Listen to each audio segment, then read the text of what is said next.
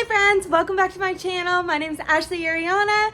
I just gave you a update live from Lumen Field after the 49ers beat the Seattle Seahawks 36-24, making them number one in the NFC West, 3-3. So still not wonderful to be 3-3, but wonderful to be leading your division. That's what you need to do. Just got to keep stacking games. Their next game is coming against the Chiefs in 10 days, so they have a little mini bye week, but I promised that I would give you guys an injury update after Kyle Shanahan spoke, and because I was at the game, my phone died, so now I'm coming from the hotel, but maybe you can still tell that's Seattle right outside my window. Might go out to the bars after a little bit, see if there's some fans around. It's been really nice to get to know everyone and mingle and meet people and meet fans.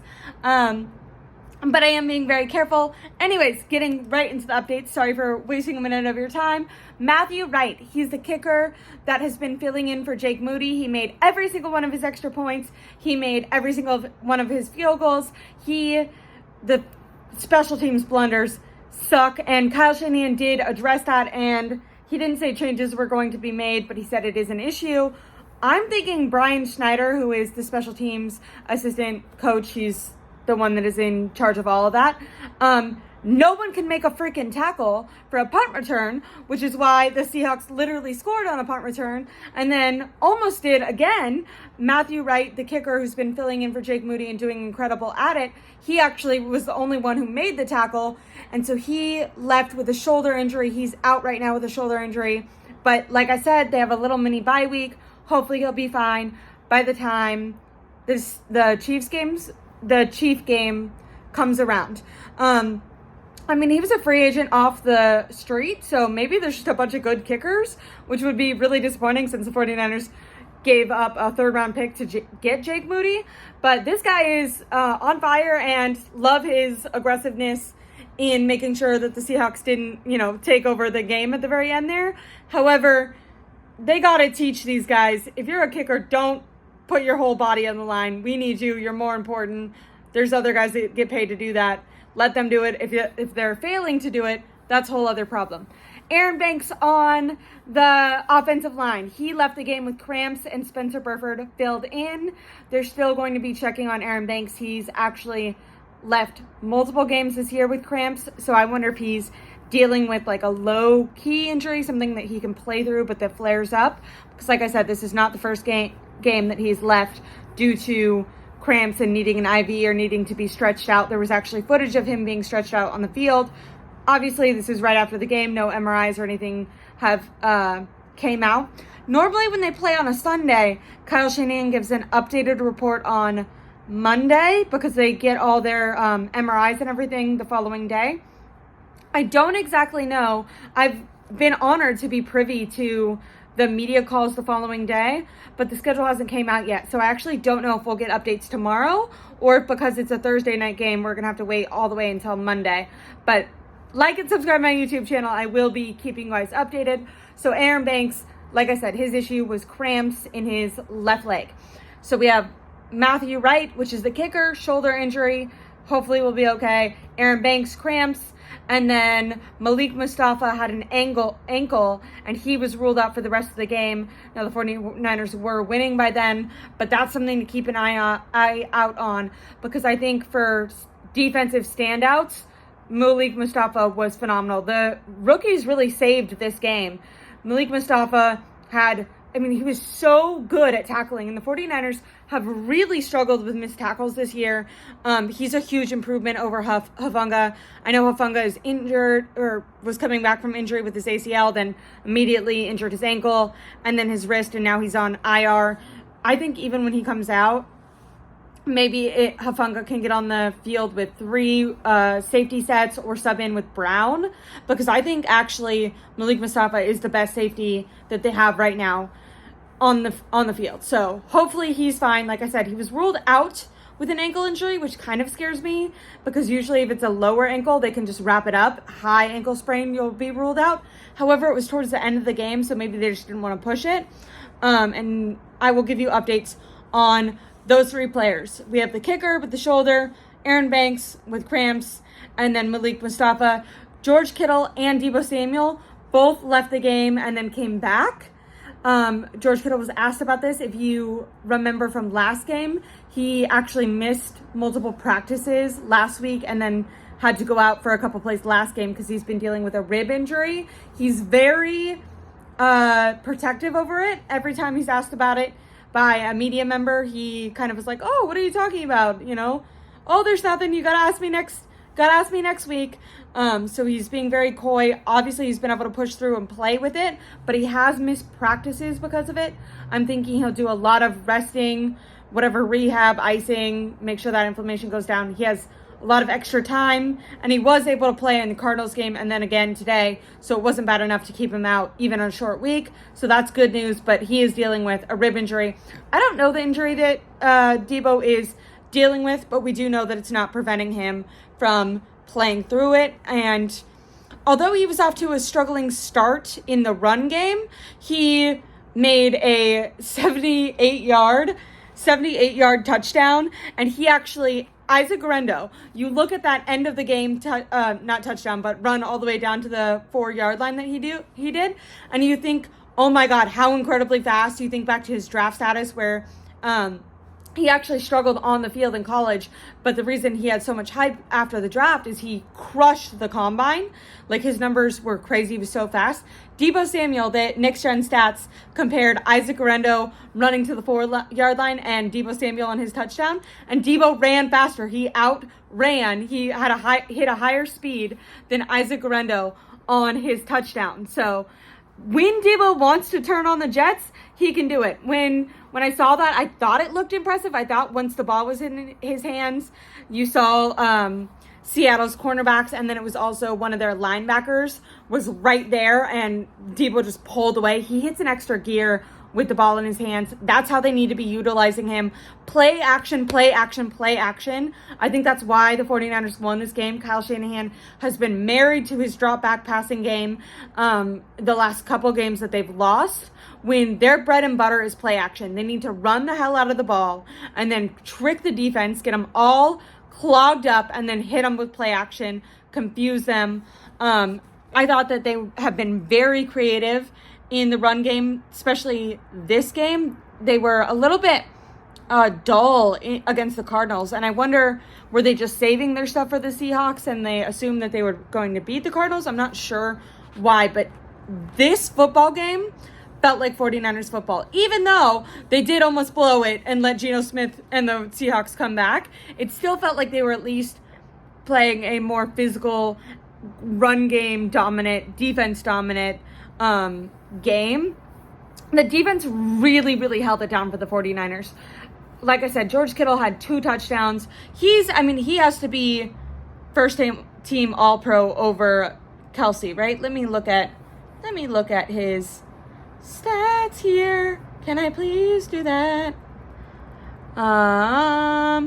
Okay, right now, George Kittle in the red zone this season. So that's the area that the 49ers are struggling in. He has 10 catches, most in the NFL, 65 yards, most in the NFL, 5 touchdowns, most in the NFL. By the way, George Kittle has scored a touchdown in his last 4 games. So 4 games straight, he's scored a touchdown.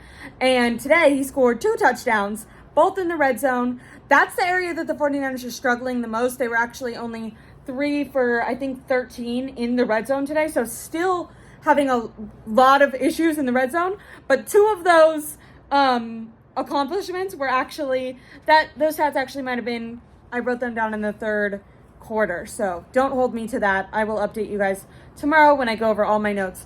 But in the first half, they were immensely struggling in the red zone. They put up field goals, which was good that the Matthew Wright guy was able to make all his field goals. And then the 49ers defense, man, Fred Warner, Malik Mustafa, getting interceptions was so critical. I mean, Geno Smith is just trash. But the 49ers, even though the offense wasn't putting up actual touchdowns, they weren't playing complimentary football in the first half, the defense held the Seahawks as much as they could, and then at the end, the offense kicked it into gear. And like I said, yeah, George Kittle in the red zone has gone off. He's been the best tight end in the NFL by far this season. Definitely making a case to be first team All-Pro above Travis Kelce, who has had a struggling season. He's also maybe the best outside of Jordan Mason, who is actually the 49ers' best offensive weapon right now. George Kittle is the best pass catcher so far. Deebo Samuel did have that touchdown, but he struggled a little bit in the run game. I don't think that Deebo Samuel, the running back, is something that they should continue to try. It's not working anymore. And then Brandon Ayuk had a really good game last game, but wasn't targeted much this game. He did catch his targets, so that was impressive, but no touchdowns and not even like multiple targets or big impacts. So like I said, it was really a George Kittle game. Brandon Ayuk and Jennings did do well, though. I have just Fred Warner, Defensive Player of the Year, superstar.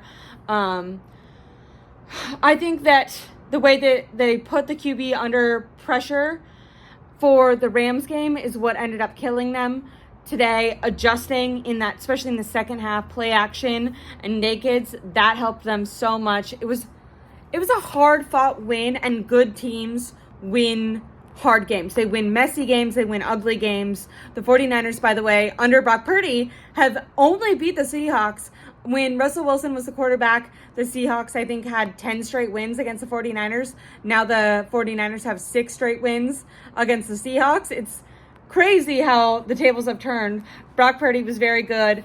I wrote, the youth movement is incredible. Not only just Malik Mustafa, but, let me see.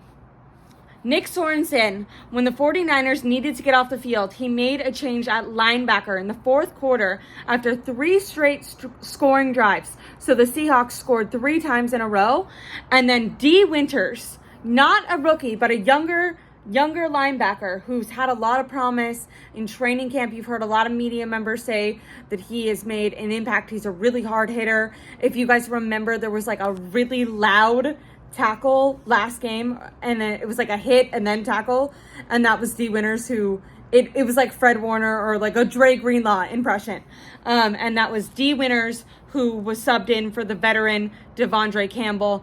Campbell is not good. I don't know why he's on the field ever. I mean, they should lean into their youth. They should stick with the speed that their youth have, and they should stick with D. Winters in at linebacker on the other side of Fred Warner. I thought he did fantastic. They forced a fumble, and that was completely necessary for the 49ers to then come back and seal off the game.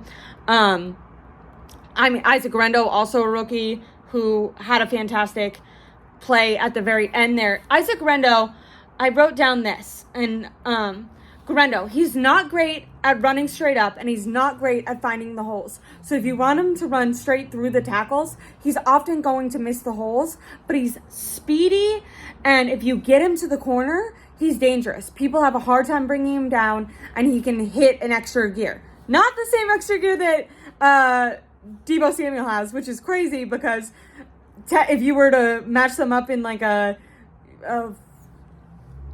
am I blanking on it? On the race that they do at the combine, Isaac Rendo would definitely win. But there's something about when you get the ball in Deebo Samuel's hands, that some speed that he doesn't even understand he has magically empowers into him. It was great to see that. But yeah, so Kyle Shanahan, get creative with Isaac Rendo. It's going to be, I'm worried about Jordan Mason. There was no updates on him. Wow, I didn't even think about that. I just listened to the press conference with Kyle Shanahan, and I'm here to give you guys the updates. There was no updates on Jordan Mason and his shoulder. Hopefully, Kyle didn't even mention it. That's kind of messed up. Matt Mayoko hasn't updated on it either. I did look at his after to make sure I heard everything, because sometimes they start rolling the camera late. I'll have to, like I said, either Kyle Shanahan will do his post-game call tomorrow, or maybe on Monday if they make us wait. But I'll give you guys an update on Jordan Mason. There is 10 days. Cross our fingers he'll be fine. But even if Mason is fine and he can still play, because he's a tough, physical, downfield, breaking through tackles, he's a guy who can find the holes and then break any sort of arm tackle. Isaac Rendo, completely different style of running back, but I actually like that. I like the idea of not letting the defense get used to one thing. Switch it up. Make sure that they're focused and they're paying attention. Even putting two running backs on the field to confuse the defense, especially with Debo out there. Who do you cover? Who's going to get the ball? I mean, that's a situation where then you can run play action and they're not even expecting it. And you know that the downfield will be open. That would be an incredible, like, Brandon Ayuk touchdown, maybe. If you get Isaac Reno, Jordan Mason, and Debo Samuel on the line and the defense thinks that it has to be a run for one of them. Anyways, I think Kyle Shanahan can get creative and get Isaac Reno the ball outside on the corners for a couple plays a game. Doesn't have to be something consistent, but when Jordan Mason needs a breather or if that shoulder, say he can play through it, but it does get aggravated, especially after a whole game of like car crashes, I would get Isaac Reno involved. Okay, I talked about D Winners over Devondre Campbell, who I don't even understand why he's there.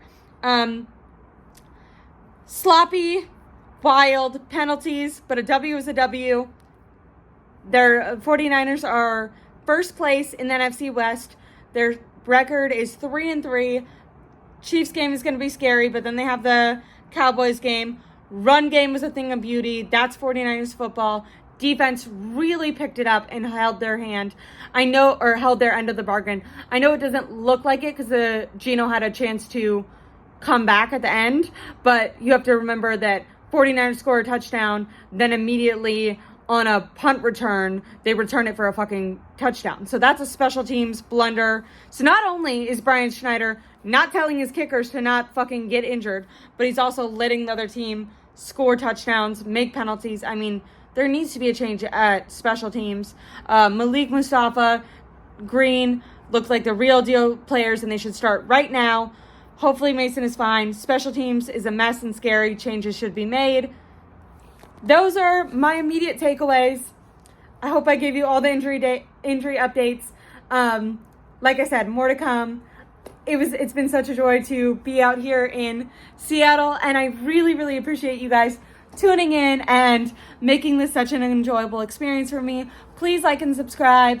I will be going live many more times before the Chiefs game, recapping this game, especially once we get the injury updates. So, and also if you can, leave a comment. That's supposed to help. Anyways, thank you so much and have a great, safe night. Go Niners! Bye!